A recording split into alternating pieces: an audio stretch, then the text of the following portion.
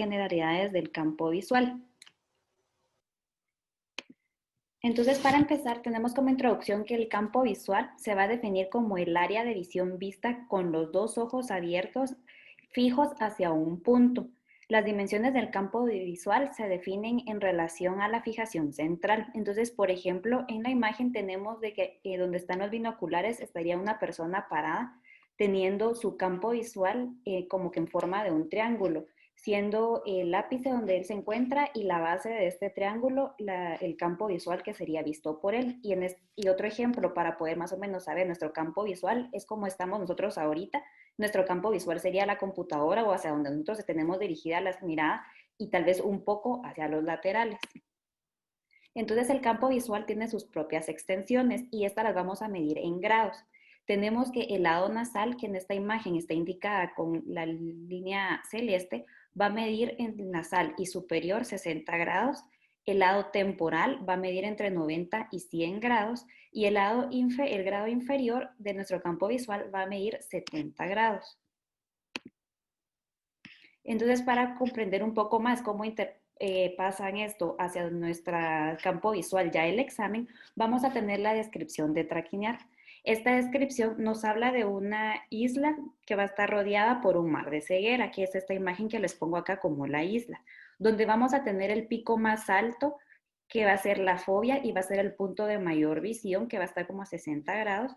Tenemos un punto ciego o un punto que también lo mencionan como la mancha ciega, que esta va a ser nuestra cabeza del disco, que aquí la logramos ver como un vacío que se ve en este otro lado de la isla. Y si nosotros nos ponemos a ver en este círculo redondo que está aquí, como lo vamos a ver la descripción del campo visual, vamos a tener que desde donde está nuestro disco va a ser nuestro lado nasal, vamos a tener 100 grados, aquí tenemos los 60 grados nasal o superior y aquí tenemos los 70 grados que nos mencionan inferior. Entonces, vamos a empezar a hablar un poco sobre cómo se ve el campo visual glaucomatoso. El daño del nervio óptico se va a producir cambios en forma del contorno del campo visual, pero para más o menos comprender un poco de cómo es de que nos van a presentar o cómo es que nosotros vamos a ver el campo visual, les tengo una pequeña imagen. Solo me dicen si logran ver la pantalla ahorita.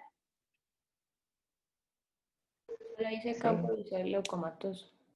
Sí, ok. Sí. Entonces aquí tenemos la imagen de una retina como normalmente la vamos a ver. Esta es como nosotros logramos ver en nuestro fondo la retina, pero como nos la van a presentar en un examen de campo visual, como para tener una idea de qué estamos viendo, tenemos que este escotoma va a representar justo lo que está aquí, el disco óptico. Y todo este lado va a ser lo nasal. Cuando nos mencionan todo el lado superior, como ustedes podrán ver, yo aquí se los estoy señalando con la flechita, pero en nuestra hoja de campo visual del examen lo vamos a ver del lado inferior. Cuando nos mencionan el lado superior en nuestro campo visual, nosotros en la retina lo vamos a tener en nuestro lado inferior, o sea, va a estar al revés. Y todo este lado de acá va a ser el lado temporal, que nosotros lo vamos a estar viendo ahí como les muestra la flechita. Entonces es como para tener una idea de más o menos cómo nos van a representar en el campo visual el examen y nosotros cómo lo vamos a ver a nivel de la retina. Entonces vamos a tener que en el campo visual del glaucomatoso, la depresión generalizada del campo visual va a ser considerado como el cambio más notorio en el glaucoma. Esta presenta cuando la sensibilidad a la luz va a estar disminuida difusamente en todas las regiones del campo visual y en un campo no específico, ya que puede dar, por ejemplo, pues podemos tener cambios que no van a ser específicos del glaucoma, generados como por las cataratas, enfermedades corneales, fatiga, incorrecta refracción, entre otros.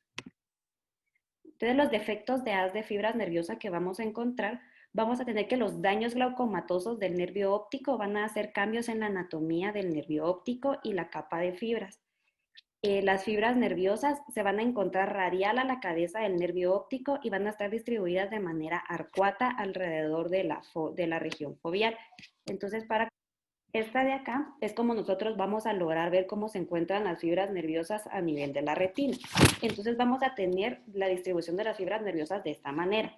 Todas las que ven del lado nasal van a estar mucho más radial hacia el disco óptico. y vienen todas radiales y se quedan en el disco óptico. Luego vamos a tener justo acá las fibras nerviosas maculares, las cuales van a ser mucho más resistentes a los cambios glaucomatosos. Luego tenemos la papila macular, que es esta que viene acá, que van a ser las fibras horizontales. Y tenemos las fibras temporales, que estas las vamos a encontrar tanto superior como inferior. Entonces tenemos las fibras temporales superiores que van a tener una distribución mucho más arqueada y estas se van a unir al rafe horizontal, que es este, y nuestras fibras inferiores que también van a ser arqueadas y se van a unir a nuestro rafe horizontal. Y entonces ahí necesito que se quede con esta imagen de cómo normalmente se ven o cómo están distribuidas. Entonces, la localización más común de los defectos del campo visual van a ocurrir en el área arcuata, comúnmente referida como la de Behrs, y esta incluye tanto la región que se extiende desde el punto ciego, extendiéndose de 10 a 20 grados por la fijación nasal. Entonces, campo visual. Escotomas arciformes. Las fibras arciformes son las más sensibles al daño del glaucoma, especialmente las inferiores, y por eso las lesiones del glaucoma se observan antes y con más frecuencia en el campo visual superior. Usualmente se forman escotomas paracentrales al lado de la mácula que aumentan en número y tamaño y se fusionan formando un escotoma de Bejerrun en forma de arco arciforme que se extiende desde el disco óptico hasta el rafe temporal. Son más frecuentes y de aparición más temprana en la retina inferior y por eso se observan en el campo visual superior. Escotoma de Bejerrun menos y más avanzado. Las fibras arciformes superiores de la retina también se lesionan, pero usualmente son menos extensas, como se observa en este campo visual. Se forma un escotoma en forma de anillo o arciforme doble alrededor de la mácula, con un escalón nasal en el campo visual que puede ser central si se localiza cerca del punto de fijación, o periférico de Ron si aparece lejos de dicho punto de fijación. En ocasiones aparecen escalones nasales solitarios que traducen lesiones de la retina temporal. Si se produce un escotoma arqueado en forma de O, falciforme, unido al disco óptico y siguiendo los haces de fibras de la retina, se denomina escotoma de Seider. Escotomas temporales. Las fibras nasales de la retina son más resistentes, pero también se lesionan formando escotomas en cuña en la zona temporal del campo visual próxima al disco óptico. Son más propias de lesiones crónicas y no respetan el meridiano horizontal. Lesiones avanzadas. Al avanzar las lesiones se oscurece todo el campo visual. Las fibras maculares son muy resistentes a la presión intraocular y se conservan incluso en estadios muy avanzados del glaucoma. Algunos ojos acaban totalmente ciegos. Lesiones centrales. Las lesiones maculares y del haz papilomacular son muy tardías en el glaucoma, pero aparecen en otras enfermedades como los agujeros maculares, la degeneración macular juvenil o senil y en casos de toxicidad. El conocimiento de la distribución de las fibras nerviosas de la retina nos ayuda a comprender las lesiones campimétricas en el glaucoma y en otras enfermedades oculares. Entonces también vamos a encontrar tres tipos de entidades distintas. Están los escotomas paracentrales, que estas van a ser causadas por la reducción localizada de la sensibilidad en la retina. Inicialmente pueden aparecer de manera intermitente como una o más depresiones superficiales detectadas esporádicamente y con la progresión se vuelve un escotoma mucho más profundo y más grande, que al fusionarse gradualmente pueden formar un escotoma arqueado o de germen. Luego vamos a tener un escalón nasal. Esto va a ocurrir cuando hay una diferencia en la velocidad o ubicación de la pérdida del campo visual por encima y por debajo del rafe nasal horizontal hasta la fijación. y esto produce un paso distinto que puede ocurrir a lo largo de cualquiera de las isópteras. Y tenemos defectos temporales. Estos van a producir un daño en el borde neuroretiniano nasal. Las fibras nerviosas irradian sin desviarse del nervio óptico nasal y se van a desarrollar defectos en cuña. Los defectos suelen encontrarse como una manifestación tardía de la pérdida de glaucoma tosa del campo visual. Entonces, más o menos para darles un ejemplo de estos, aquí la imagen otra vez de una retina, pero esta la tenemos alrededor de nuestro disco y cómo la vamos a ver en el campo visual. Entonces, como es un ojo izquierdo, tenemos, por ejemplo, este de acá que va a corresponder a un escotoma cuneiforme temporal superior. Este de acá corresponde a un escotoma paracentral superior. El de este lado va a corresponder a un escotoma centrocecal. Y aquí tenemos tres distintos. El más pequeño nos va a corresponder a un escalón nasal inferior. Luego, si abarca una mayor cantidad, ya vamos a tener un escotoma arquiciforme inferior con un escalón nasal. Y si ya se vuelve mucho más grande, tenemos un defecto hemianóptico inferior. ¿Qué perimetría vamos a encontrar para poder realizar con nuestros pacientes? Vamos a tener que la representación del campo visual van a ser los resultados de pruebas de campo visual que se presentan en 2 dimensiones. Las características van a ser reales del campo, van a estar determinados por el método con el que lo vamos a realizar. Tenemos dos tipos de pruebas, prueba cinética, que tiene un objetivo de prueba en movimiento.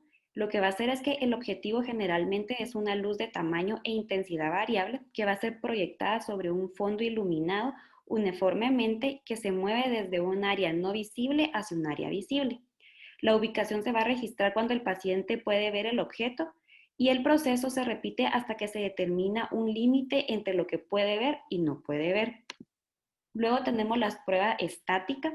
Como su nombre lo dice, el uso de objetos no de prueba van a ser inmóviles. Los objetivos de la prueba se presentan al paciente durante un breve periodo de tiempo y se hace un registro de la prueba al paciente, visto o no visto. Hay varias estrategias de la prueba diferentes para las perimetrías estáticas y la prueba de umbral utiliza varios objetivos con base a la respuesta de estímulos. Esta prueba puede ser determinada al estímulo de un umbral o un estímulo que se puede ver el 50% del tiempo en cada ubicación. Y esta se va a registrar como con símbolos, valores numéricos o gráficamente en escala de grises. Entonces vamos a empezar con los test. Tenemos el test de confrontación. Este puede ser de gran valor y único método práctico para pacientes que tienen una agudeza visual limitada. El valor práctico considerable para determinar la ubicación y el tamaño aproximadamente de un pequeño campo. Entonces les voy a enseñar más o menos cómo se puede hacer. Including our own, are under 3 months. You get bradycardia, apnea, patient. Your knees should be close but not touching. The seats adjusted so that you and the patient are facing each other at the same height. Instruct the patient that you would like them to look directly at you, and stretch out your arms to the side with your palms facing the patient and fingers pointing towards the ceiling. Ask the patient to point to the hand that then moves. This will identify any significant temporal field loss. Next, ask the patient to cover their left eye with the palm of their left hand. If the fingers are used instead, this can press on the eye and blur the vision when the left eye comes to be tested. You need to do the same unless you can comfortably close your left eye. Remember, you're trying to compare your own visual field with your patient's, assuming, of course, yours is normal. Ask the patient to then look at your face with their right eye. Ask them if any part of you is missing. Next, ask them to look directly at your right eye and ask them to see how many fingers they can see. You should present different numbers of fingers to the 4 essential quadrants of the visual field.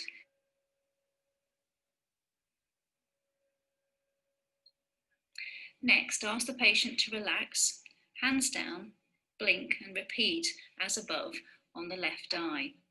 Remember what you see and record. For further refinement of this procedure, test each individual quadrant again on the right and the left eye using either a white pin or finger. Again, record your findings. More sensitive and central defects can be looked for using a red pin. There, that's the basics. This is a very useful clinical skill and can give very useful information. It looks good when practiced well and clear instructions are given to the patient. Good luck. Patient. Luego tenemos la pantalla tangente. Esta es una pantalla que consta de una pantalla negra que va a estar uniformemente iluminada y va a tener un objetivo de fijación central que está montado en una pared. El paciente está sentado a 1 o 2 metros frente a la pantalla y los grados centrales del campo visual se pueden probar utilizando un método cinético o estático, empleados objetivamente de la prueba de diferentes tamaños o colores. Aunque se utiliza muy poco, también puede ser de gran utilidad, sobre todo a personas que tienen experiencia realizándolo con este tipo de pantallas. Luego tenemos la perimetría manual, que esta implica el uso de un perimetrista e instrumentos principalmente de interés histórico. La única desventaja de la perimetría manual que es dependiente de quien la está realizando. Entonces, si tiene una buena experiencia haciendo este tipo de estudios, va a ser como que el estudio mejor. Ahora, si no ha tenido mucha experiencia, se va a ver reflejado en el estudio. Y está la perimetría de cuenco manual, donde el instrumento prototipo es el de Goldman. Este se utiliza para evaluar un campo visual central y periférico mediante el objeto de pruebas iluminadas de tamaño, intensidad y transmisión. Y se puede usar para una perimetría tanto estática como cinética. Y este es un ejemplo de cómo se hace con Goldman. Assess your field of vision in the periphery as well as sort of centrally. And what I'm going to do is I'm going to test the two eyes separately, so I'm going to ask you to wear an eye patch. But before I do that, I just want to let you know you've got a little button here, and I'll be presenting lights from the very far in the periphery, so initially you won't see it, but as soon as you see it, what I want you to do is press the button. You happy with that? So we're just going to put this patch on first. So let's put it. Okay. And then I'm just going to clean the instrument for you before you put your chin on the chin rest. And also, we can move the table up and down. So if you want to just put your chin on there at the moment. Put your forehead against the side. Just a bit high. It's a bit high. So I'm just going to move the table down for you, just a moment. You might want to just take your chin off the chin rest, just whilst I just got the little button here. Got that button there. And I'm just going to move the table down a little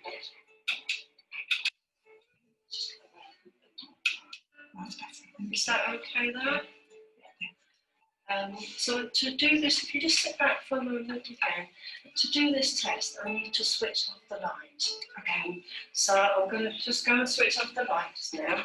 You'll still be able to see the light inside the bowl. I'm just going to adjust you now. So you will feel that the machine is actually moving, because I need to be able to see your eye. The rest is moving a little bit? Yes, that's fine. Are you still okay with that? Yeah. Just going to completely line you up now.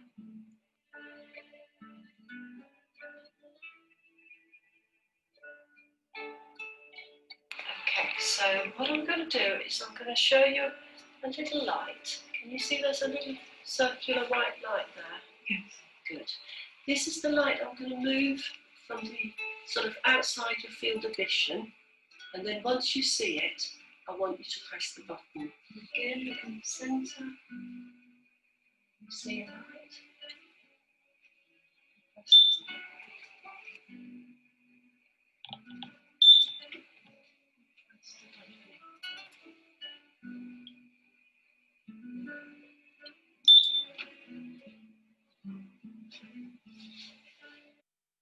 Y tenemos las perimetrías automatizadas.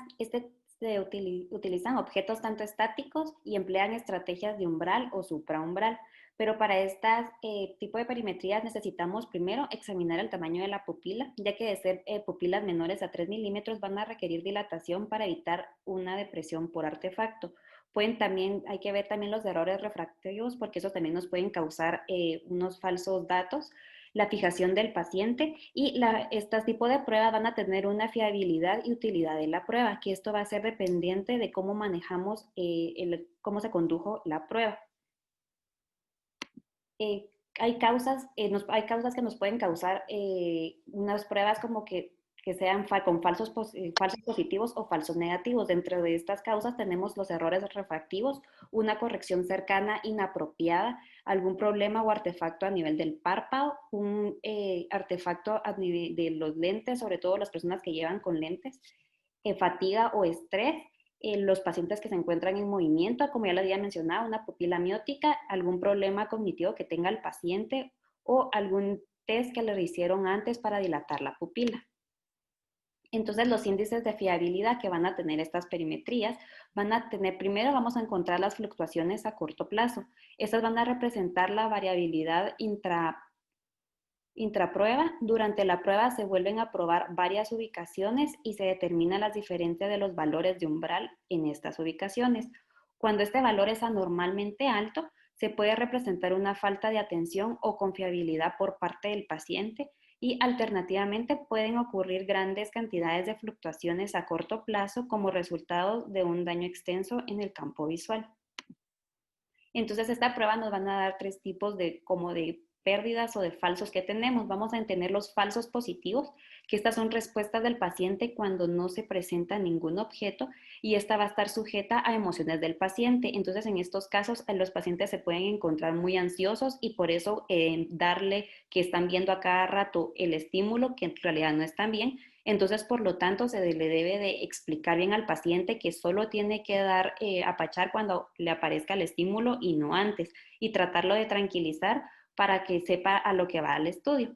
Tenemos los falsos negativos, donde no va a haber respuesta a un estímulo que es mayor de intensidad a uno visto anteriormente, y esto también se puede dar porque el paciente o no nos comprendió bien lo que tiene que hacer o simplemente no está poniendo atención a lo que está haciendo. Tenemos la pérdida de fijación. Esto reduce la fiabilidad de las pruebas de campo visual y los pacientes pueden alterar la fijación como respuesta natural a un estímulo en un campo periférico con un deseo de ayuda. Y esto puede pasar también que tal vez no están viendo bien con un ojo, entonces intentan ayudarse con el otro y también empiezan a darle como que si están viendo el estímulo. Entonces igual en todos estos tipos hay que explicarles perfectamente bien de cómo se hace el estudio, de qué se trata, para que ellos no estén ni distraídos ni muy ansiosos a la hora de realizar. Entonces, ¿cómo vamos a interpretar este tipo de pruebas? Esto es en general una imagen de cómo les va a llegar a ustedes el estudio, donde podemos ver que tenemos desde los datos de nuestro paciente, la fecha que se realizó el examen, el parámetro de confiabilidad, la duración del examen, y vamos a tener la escala de grises de este lado, que es lo que nosotros vamos a estar viendo, el esquema numérico de sensibilidad de punto bruto, los índices globales, una prueba de mi campo global, que es prácticamente los datos que vamos a ver. Y entonces, como para ir más detalladamente, vamos a empezar con la escala de grises. Esto va a ser una representación gráfica de los valores de umbral obtenido para cada punto evaluado. Va a tener una idea en general del campo visual, representa la sensibilidad de la retina en escala de grises y esta va a permitir identificar las lesiones locales o depresiones generalizadas en patrones neurooftalmológicos y de artefacto. Entonces, como ya habíamos visto antes, casi siempre todas las áreas que son mucho más oscuras nos van a reflejar algún tipo de escotoma o lesión que tiene el paciente. Luego tenemos los índices globales. Estos van a ser análisis estadísticos que vamos a encontrar en las pruebas. Detecta la salida generalmente durante las pruebas de campo para detectar patrones sutiles de pérdida del campo y estas van a incluir lo que son la desviación media, la desviación estándar del patrón y la desviación estándar del patrón corregido. Y entonces estos datos nos los dan en este lado del examen. Luego tenemos la prueba de hemicampo de glaucoma. Esta tiene una alta utilidad y grado de especificidad y sensibilidad para detectar el glaucoma. Lo que nos va a dar esta prueba es que compara las 5 distintas zonas del hemicampo, tanto superior e inferior, como logramos ver en la imagen acá. Y los resultados los vamos a clasificar de la siguiente manera. Fuera de límites normales va a ser una P menor a 0.01, dudoso va a ser una P menor a 0.03, disminución generalizada de la sensibilidad o dentro de los límites normales. Y esta también la vamos a encontrar en nuestro reporte del lado derecho. Y ahí nos va a decir, viene con las letras PHG y nos va a decir cualquiera de los 4 valores que les acabo de mencionar. Luego tenemos la perimetría azul sobre amarillo. Cuando existe una pérdida de la sensibilidad a la longitud de onda corta en todos los pacientes que tienen glaucoma. Entonces se ha desarrollado una perimetría que utiliza un estímulo azul sobre un fondo amarillo, conocido como la perimetría automatizada de onda corta. Y esto lo que nos permite es identificar el daño glaucomatoso temprano antes de ser detectable mediante una perimetría estándar. Entonces, por ejemplo, en este caso de acá, tal vez en una perimetría normal no nos hubiera salido el daño glaucomatoso que tiene, pero si ustedes lo logran ver, lo tenemos justo, si aquí está nuestro disco, sería la parte de acá abajo, que sería ya más nasal superior en la retina y va a ser reportado como nasal inferior. Tenemos la perimetría de duplicación de frecuencia. Esta lo que hace es utilizar un estímulo que consiste en franjas oscuras y claras que van a alterar rápidamente. Y estas alteran rápidamente cada vez que uno parpadea. Esta nos va a mandar señales de las células ganglionares tipo M, que son estimuladas en este estímulo, y este tipo de células ganglionares tipo M son las que son afectadas en el glaucoma. Y tiene una buena sensibilidad y especificidad para detectar un glaucoma primario. Nos queda menos de un minuto, si quieren. Entonces, ¿cómo vamos a correlacionar las pruebas que tenemos con el tipo de glaucoma que estamos viendo? Entonces, vamos a empezar que el campo en el disco óptico a menudo va a ser anterior a los cambios que vamos a ver en el campo visual. Los cambios glaucomatosos que vamos a encontrar al principio va a ser una copa fisiológica del disco óptico que va a empezar a ser más agrandada para alcanzar el margen del disco hacia abajo y temporalmente. Al principio, la copa se va a archivar en lugar de excavar y es posible que no haya defectos en ese momento en el campo visual o que no nos reporte ningún defecto. A medida que la copa, A medida que la copa se vuelve más profunda en el margen inferior del disco, se va a hacer más evidente una excavación real y esto va a producir campos visuales superiores, como logramos ver acá, que en nuestro campo visual vamos a tener toda la escala de grises en el campo superior. Luego vamos a tener que la fisiología de la copa puede agrandarse hacia arriba. A medida que avanza la enfermedad, la copa se va a acercar mucho más al margen superior del disco y se va a empezar a excavar. En esta etapa suele haber un defecto del campo inferior y empezamos a ver lo que es el escotoma de Bejerrum inferior o un escalón nasal inferior o ambos. Y la copa puede agrandarse hacia los bordes tanto superior e inferior simultáneamente. Entonces en nuestro reporte vamos a encontrar de este lado que es el escalón nasal que ya se puede empezar a notar. Las excavaciones pueden alcanzar tanto el margen de arriba como el de abajo y el disco quedar totalmente ahuecado en todos los márgenes de la imagen que tenemos. El campo visual central puede perderse o consistir en una pequeña isla central y el borde neuroretinial nasal es la última porción del nervio que se va a empezar a dañar. Entonces ahí es cuando ya nosotros logramos ver totalmente todo nuestro disco excavado.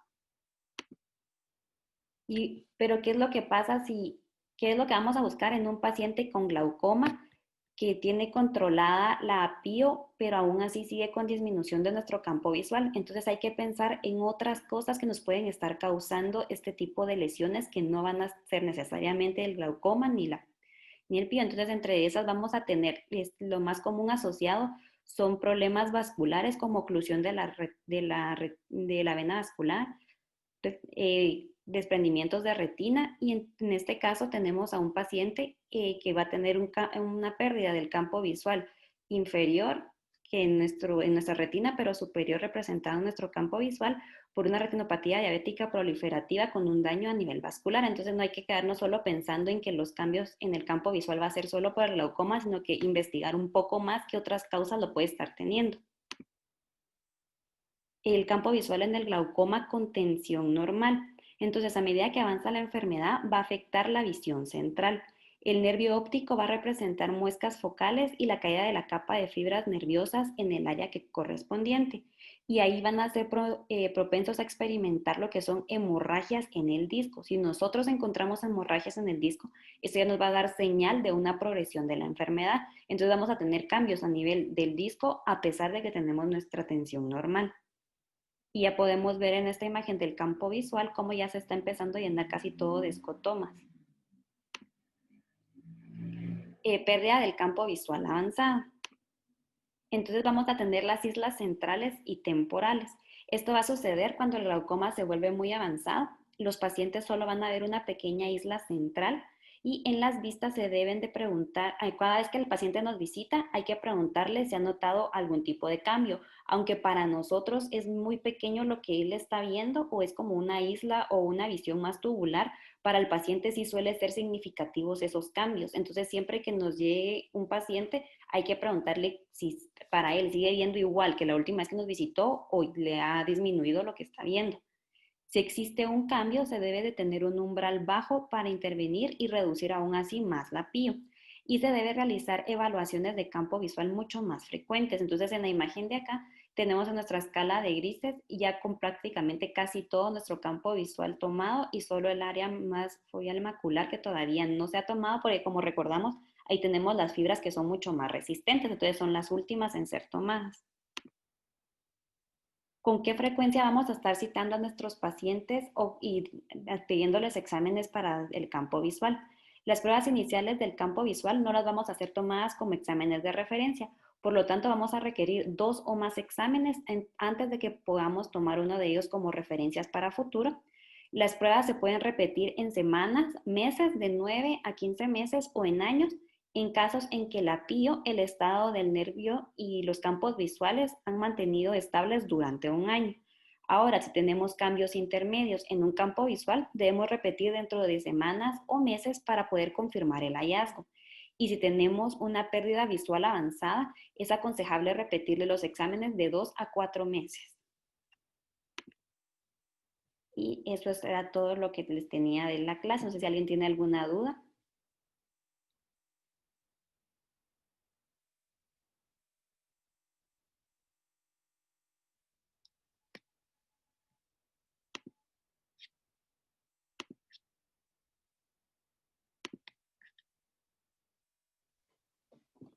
Qué bonita tu clase, Mafer, de verdad que sí, bien ilustrativa, pues, y los videos súper bien, realmente ahí nos ayuda muchísimo los que pusiste ahí, digamos, estos del simulador, ¿verdad? Para ver en dónde va a estar la lesión y en dónde lo vamos a ver en el campo visual. Bien importante, digamos, pues tomarlo en cuenta y tenerlo claro, porque siempre vamos a encontrar más de algún paciente que tal vez tiene alguna cicatriz o algo, o incluso pacientes que tal vez por miopía tienen alguna atrofia en el EPR o algo así y nos da algún defecto en campo visual. Entonces ya lo correlacionamos dependiendo de dónde lo veamos en la retina, en dónde lo vemos en el campo visual y pues ahí ya vamos ciertos defectos también que a veces directamente no son de glaucoma, ¿verdad? Pero muy bonita tu clase y gracias. Gracias, doctora.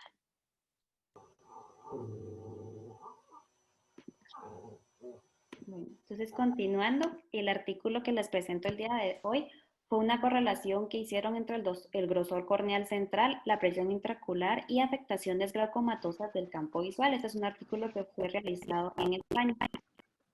Entonces, en el artículo lo que querían era determinar el grosor central de la córnea en los pacientes glaucomatosos e hipertensos oculares.